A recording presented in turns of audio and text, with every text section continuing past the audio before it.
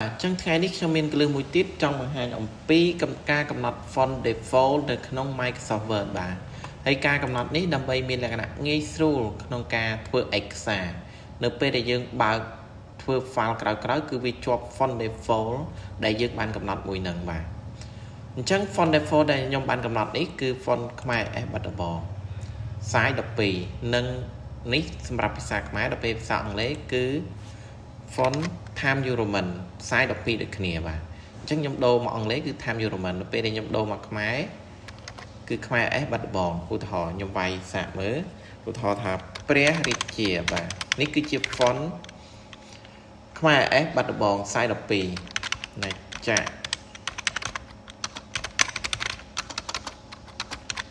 កម្ពុជាឧទាហរណ៍អញ្ចឹងខ្ញុំដាក់ចំកណ្ដាល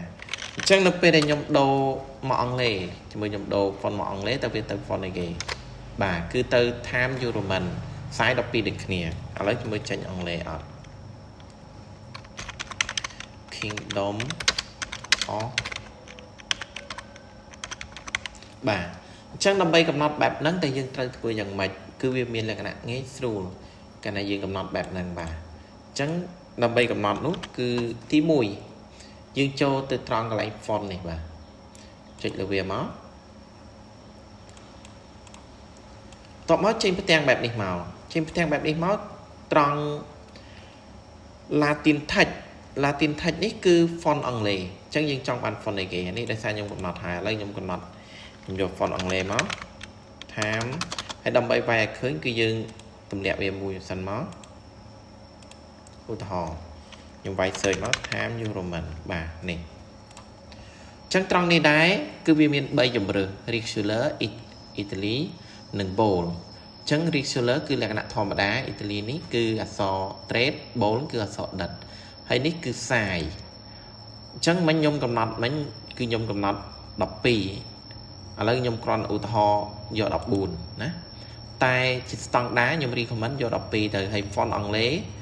ជា standard ដែរខ្ញុំ recommend ដែលគេពេញនិយមប្រើគឺយក Times New Roman ហ្នឹងមកឥឡូវខ្ញុំគ្រាន់ឧទាហរណ៍ដើម្បីឲ្យខុសពីមុននេះខ្ញុំដាក់14បាទតបមក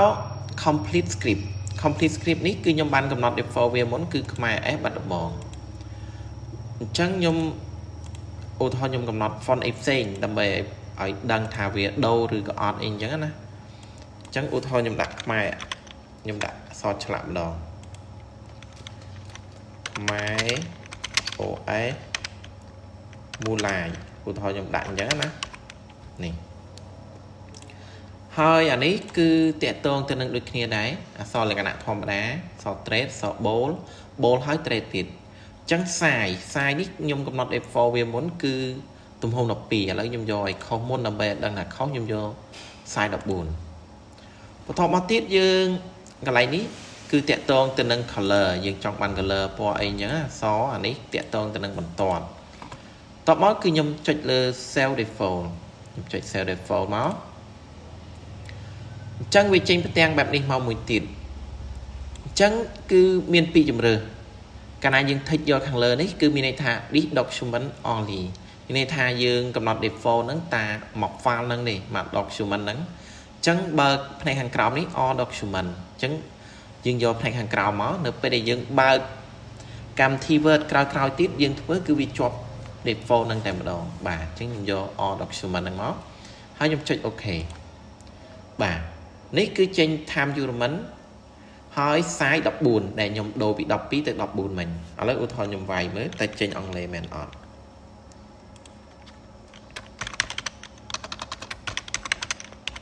បាទនេះគឺជាអង់គ្លេសបាទខ្ញុំ enter ឥឡូវខ្ញុំដូរ size មក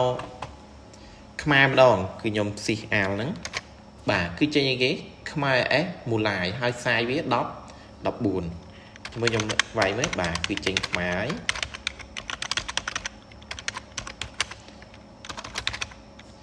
បាទឧទាហរណ៍ខ្ញុំដូរមកអង់គ្លេសឥឡូវបងប្អូនចាំមើលកន្លែងនេះតើមើលវាចេញ Times New Roman អត់បាទគឺចេញខ្សែ14ខ្ញុំដូរមកខ្មែរវិញ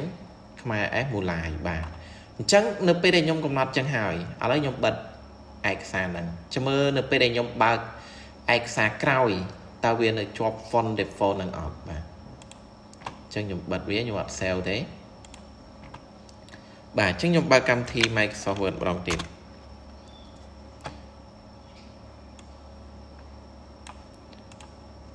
បាទនៅពេលដែលខ្ញុំបើកមកគឺវានៅជាប់ដដែលនេះគឺខ្មែរ S មូលាយខ្សែ14នៅពេលដែលខ្ញុំដូរមកអង់គ្លេសគឺ Time New Roman បាទអញ្ចឹងវាមានលក្ខណៈងាយស្រួលមិនថាយើងធ្វើប្រហែលទំព័រអីក៏ដោយឧទាហរណ៍ខ្ញុំចូលទំព័រថ្មីក៏វានៅតែ font នឹងដដែល